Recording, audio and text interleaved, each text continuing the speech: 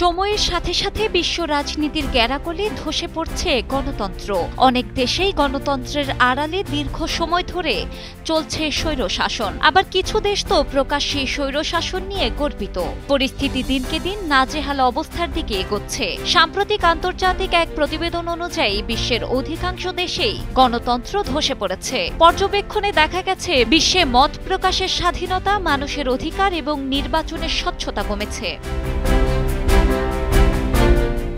সম্প্রতি স্টকহোমের international institute for democracy and electoral 2024 সালে বিশ্বের 174টি দেশের গণতান্ত্রিক পরিস্থিতি বিশ্লেষণ করে একটি প্রতিবেদন প্রকাশ করেছে, যেখানে উঠে এসেছে এমন চাঞ্চল্যকর তথ্য। 94টি দেশে 2019 থেকে 2024 সাল পর্যন্ত গণতান্ত্রিক সূচকের অন্তত একটিতে অবনমন ঘটেছে, যদিও 1/3 দেশে পরিস্থিতির উন্নতি হয়েছে।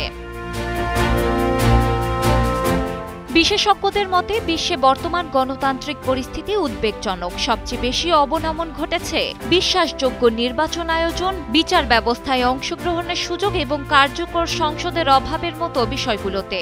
আর এমন ঘটনা দেখা গেছে আফ্রিকা মহাদেশেই 33 ভাগ। তালিকায় এর পরেই আছে ইউরোপ। পরিস্থিতির সবচেয়ে বেশি অবনতি ঘটেছে পশ্চিম এশিয়াতে।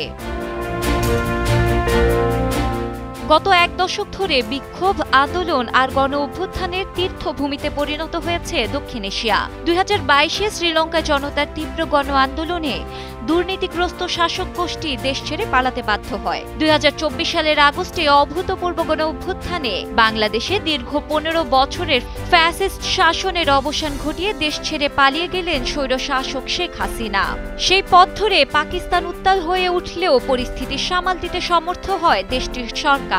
2025 সালে এসে একই পরিণতি হয়েছে নেপালের। তবে পরিস্থিতি অবনতি ঘটতে থাকলে পালাতে বাধ্য হন নেপালের প্রধানমন্ত্রী। এই তালিকায় নাম আছে ভারতেরও। বিহার রাজ্যে হাজার হাজার চাকরি প্রত্যাশী শিক্ষকের শূন্যপদ কমানোর প্রতিবাদে রাস্তায় নেমেছে মানুষ। যে কোনো সময়ে মোদি বিরোধী বিক্ষোভে উত্তপ্ত পরিস্থিতি তৈরি হতে পারে ভারতেও।